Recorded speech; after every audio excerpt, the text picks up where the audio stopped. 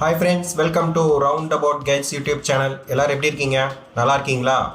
ஒவ்வொரு நாளும் ஒவ்வொரு டிஃப்ரெண்ட்டான வீடியோவை இந்த சேனலில் பார்த்துட்டு வரோம். இன்னைக்கு நம்ம பார்க்க போகிற வீடியோ வந்து ஒரு ஹெலிகாப்டர் ட்ரிப்பு. எங்கேன்னா பொள்ளாச்சியில் தமிழ்நாடு இன்டர்நேஷ்னல் பலூன் ஃபெஸ்டிவலில் நான் பார்ட்டிசிபேட் பண்ணேன். அங்கே நடந்த ஹெலிகாப்டர் ரைடில் எனக்கு ஏற்பட்ட எக்ஸ்பீரியன்ஸை பற்றி இந்த வீடியோவில் நான் ஷேர் பண்ணுறேன். ஸோ ஸ்டார்ட் பண்ணலாமா? நான் TNIBF.com அப்படிங்கிற வெப்சைட்டில் போயிட்டு, அதாவது தமிழ்நாடு இன்டர்நேஷ்னல் பலூன் ஃபெஸ்டிவல் அப்படிங்கிற ஃபெஸ்டிவலுக்கு ஹெலிகாப்டர் ரைடுக்கு புக் பண்ணியிருந்தேன். ஏற்கனவே நான் இந்த ஃபெஸ்டிவலில் பலூன் ரைடு, அந்த பலூன் ரைடில் ஏற்பட்ட எக்ஸ்பீரியன்ஸ் எல்லாம் போன வீடியோவில் சொல்லியிருந்தேன். அதை பார்க்காதவங்க டிஸ்கிரிப்ஷனில் லிங்க் கொடுக்குறேன், அந்த வீடியோவை கிளிக் பண்ணி பாருங்கள்.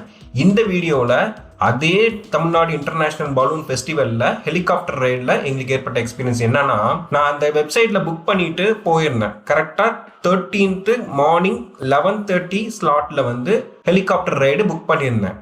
இந்த ஹெலிகாப்டர் ரைடுக்கு வந்து சார்ஜ் பார்த்தீங்கன்னா 5,800 + GST. ஸோ ஓவரால் வந்து 6,200 ருபீஸ் வந்துச்சு. இந்த ஹெலிகாப்டர் ரைடு வந்து பார்த்தீங்கன்னா மினிமம் 10 மினிட்ஸ்லேருந்து 15 மினிட்ஸ் வரைக்கும் ரைடு இருக்குது அப்படின்னு சொல்லிட்டு அந்த வெப்சைட்டில் போட்டிருந்தாங்க. ஸோ நான் இது வரைக்கும் ஹெலிகாப்டரில் போனதே கிடையாது. முதல்ல ஹெலிகாப்டரில் போகிறோம் அப்படின்னு சொல்லிட்டு ரொம்ப எக்ஸைட்டடாக போனேன். அந்த ஹெலிகாப்டர் ரைட்லேயே வந்து பார்த்தீங்கன்னா ஜென்ரல் டேர்ம்ஸ் அண்ட் கண்டிஷன் போட்டிருந்தாங்க. இந்த மாதிரி ஹெலிகாப்டர் ரைடு வந்து 11:30க்கு இருந்துச்சுன்னா நீங்கள் பிஃபோர் 1 hour முன்னாடியே ஸ்பாட்டுக்கு வரணும். அப்படி வந்து நீங்கள் ஸ்பாட்டுக்கு வராமல் 1 hour டிலேவாவோ இல்லை 2 hours டிலேவாக வந்தானா அந்த ஸ்லாட் வந்து உங்களுக்கு கொடுக்கப்படாது, வந்து ஆர்கியூ பண்ணாதீங்க அப்படி இப்படின்னு ஜென்ரல் பிளாப்லாம் போட்டுட்டு இருந்தது. சரி, நமக்கு எதுக்கு வந்து ரொம்ப ஹை காஸ்ட்டு கொடுத்து நம்ம இப்போ புக் பண்ணியிருக்கோம், ஸோ அதனால் 1 hour என்ன 2 hourக்கு முன்னாடியே நம்ம போயிடலாம் அப்படின்னு சொல்லிட்டு 9:30க்கே நான் பொள்ளாச்சியிலேருந்து அந்த ஆச்சிப்பட்டி அப்படிங்கிற இடத்துக்கு போயிட்டேன். ஸோ நீங்கள் பொள்ளாச்சி வந்து போகிறீங்கன்னா இந்த ஆச்சிப்பட்டி எங்கே இருக்குன்னா பொள்ளாச்சியிலேருந்து கோயம்புத்தூர் போகிற ரூட்டில் இருக்குது. நிறைய பேர் என்ன மண்டே உருட்டுவாங்கன்னா, இந்த ஆச்சிப்பட்டிக்கு பஸ்ஸே கிடையாது, டவுன் பஸ்ஸே கிடையாது, அதனால் நீங்கள் வந்து ஆட்டோவில் தான் போகணும் அப்படின்னு சொல்லி சொல்லுவாங்க. என்கிட்டையும் அப்படி தான் உருட்டினாங்க. நானும் வந்து தெரியாமல் பஸ் இருக்காதுன்னு நினச்சி ஆட்டோவில் போனேன். ஆட்டோவில் 150 ரூபா சார்ஜ் பண்ணிட்டாங்க அந்த 4 கிலோமீட்டருக்கு. ஆனால் வந்து பொள்ளாச்சியிலேருந்து கிணத்துக்கடவு போன டவுன் பஸ்ஸு நார்மல் ரூட் வண்டி கூட அந்த இடத்துல நிற்கும். ஸோ நீங்கள் வந்து முதல்ல போகிறதா இருந்தானா ஆட்டோக்காரங்க சொல்கிறத ஏமாறாமல் நீங்கள் பஸ்லேயே போய் இறங்குறது பெஸ்ட்டு. இல்லை 2 வீலர் கார் வச்சுருக்கீங்கன்னா இன்னும் ரொம்ப பெஸ்ட்டு. நான் 11:30 மணி ஸ்லாட்டுக்கு வந்து 9:30க்கே நான் வந்து அந்த ஸ்பாட்டுக்கு போயிட்டேன். அப்போ தான் பார்த்தீங்கன்னா எல்லாமே வந்து இன்ஸ்டால் பண்ணிட்டு இருந்தாங்க, ஸ்டால்ஸ்லாம் இன்ஸ்டால் பண்ணிட்டு இருந்தாங்க, எல்லாம் அரேஞ்ச்மெண்ட்ஸ்லாம் பண்ணிட்டு இருந்தாங்க. ஸோ நான் நினச்சேன், என்னடா 11:30க்கு ஹெலிகாப்டர் ரைடுன்னு சொல்லியிருந்தாங்க, ஹெலிபேடை எங்கே நிற்கும்னு தெரியல, நம்ம பாட்டுக்கு 2 hours முன்னாடியே வந்துட்டோம், இப்போ என்ன நடக்குமா நடக்காதான்னு சொல்லிட்டு ஒரு கன்ஃபியூஷன்லேயே நின்றுருந்தேன். ஸோ அதுக்கப்புறம் வந்து ஒரு போலீஸ்காரங்களாம் வந்தாங்க. அவங்ககிட்ட கேட்டேன், சார் இந்த மாதிரி ஹெலிகாப்டர் ரைடு புக் பண்ணியிருக்கேன், ஹெலிபேட் எங்கே இருக்குது அப்படின்னோன்னா அவங்க ஒரு பிளேஸ் சொன்னாங்க, அந்த இடத்துல தான் சார் ஹெலிபேட் இருக்குது அப்படின்னாங்க. அந்த இடத்துல போய் பார்த்தோன்னே ஹெலிபேடே இல்லை. அவங்க தெரிஞ்சு சொன்னாங்களா தெரியாமல் சொன்னாங்களான்னு எனக்கு தெரியல, ரொம்ப கன்ஃபியூஸாக இருந்துச்சு. அப்புறம் ஆர்கனைசரோட நம்பரும் எனக்கு தெரியல. ஒரு 2 hours வெயிட் பண்ணி 11:30க்கு அப்புறம் வந்து ஒரு மேரத்தானுக்கு வந்து ஒரு ஆர்கனைசர் வந்தார். அவர்கிட்ட நான் கிளியராக எக்ஸ்பிளைன் பண்ணேன், சார் இந்த மாதிரி நான் ஹெலிகாப்டர் ரைடு புக் பண்ணியிருக்கேன், நான் வந்து 11:30 ஸ்லாட் புக் பண்ணியிருக்கேன், பட் எனக்கு வந்து ஆர்கனைசரோட நம்பர் தெரியல, எனக்கு எந்த பிளேஸில் வந்து ஹெலிகாப்டர் ரைடு நடக்கும்னு தெரியல, இந்த இடம் தான் சொன்னாங்க, இது கரெக்டாக அப்படின்னு சொல்லிட்டு அவங்ககிட்ட கேட்கும்போது அவர் ஒரு நம்பர் கொடுத்தாரு. அந்த நம்பருக்கு நான் கால் பண்ணி மேடம் இந்த மாதிரி ஹெலிகாப்டர் ரைடு புக் பண்ணியிருக்கேன் அப்படின்னு சொன்னோன்னே அவங்க வந்து சொன்னாங்க, ஹெலிகாப்டர் ரைடு வந்து இந்த ஆச்சிப்பட்டி பலூன் ஃபெஸ்டிவலுக்கு அப்படியே பேரலாக பேக் சைடில் தான் ஹெலிபேட் இருக்குது, நீங்கள் அந்த இடத்துக்கு போயிருங்க அப்படின்னு சொல்லி சொன்னாங்க. நானும் ஹெலிபேட் இருக்கிற இடத்துக்கு போனான்னா அப்போ தான் வந்து அவங்க வந்து தண்ணியெல்லாம் தெளித்து அதை மண்ணெல்லாம் நிறைய விட்டு எல்லாம் கரெக்டாக ரெடி பண்ணிட்டு இருந்தாங்க.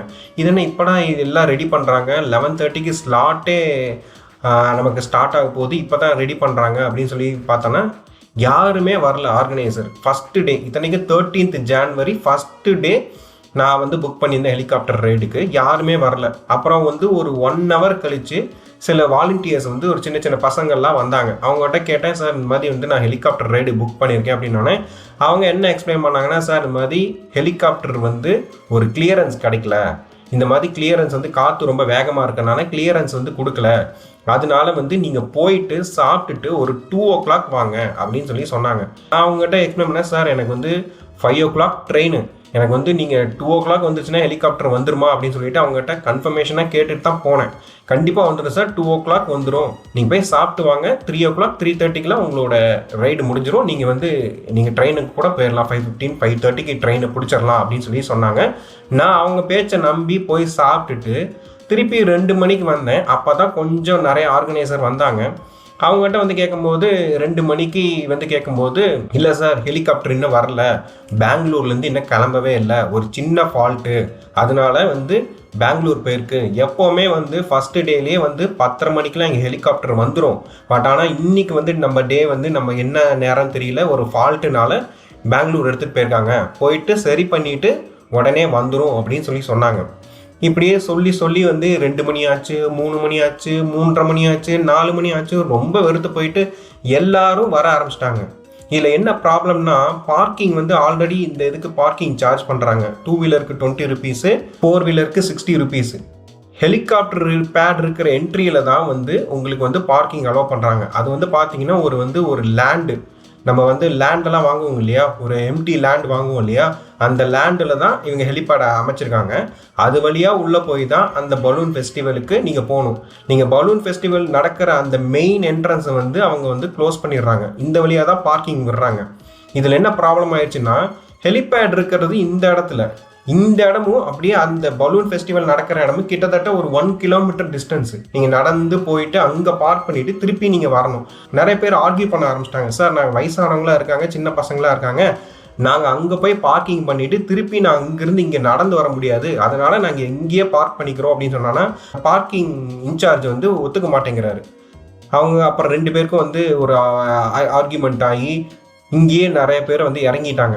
நீங்கள் யாராவது ஹெலிகாப்டர் ரைடுக்கு போகிறதா இருந்தனா வயசானவங்க குழந்தைங்கள்லாம் அந்த இடத்துல இறக்கி விட்டுட்டு நீங்கள் போய் பார்க்கிங்கை பண்ணிவிட்டு யாரால் நடந்து வர முடியுமோ அவங்க போய் பார்க்கிங் பண்ணிவிட்டு திருப்பியும் வந்து நடந்து வாங்க.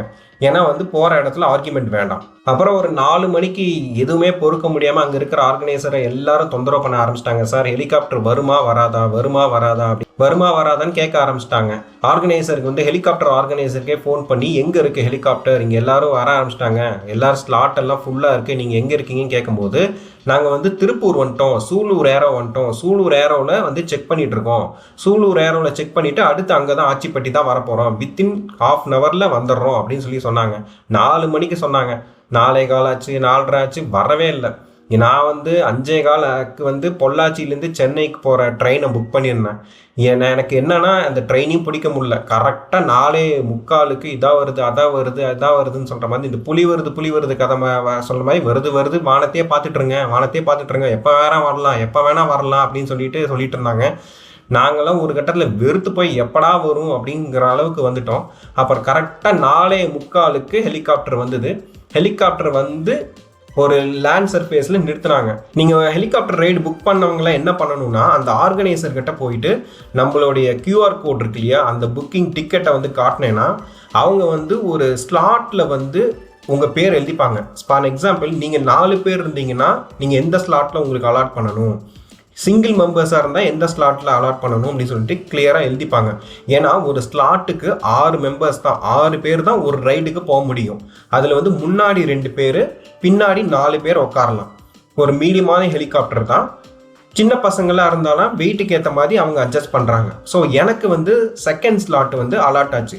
ஃபஸ்ட்டு ஸ்லாட்டில் ஒரு 6 மெம்பர்ஸ் போயிட்டு வந்தாங்க. செகண்ட் ஸ்லாட்டில் நான் கரெக்டாக 5:10க்கு நான் ஏறி கிட்டத்தட்ட ஒரு 12 நிமிஷம் ரைடு நடந்தது.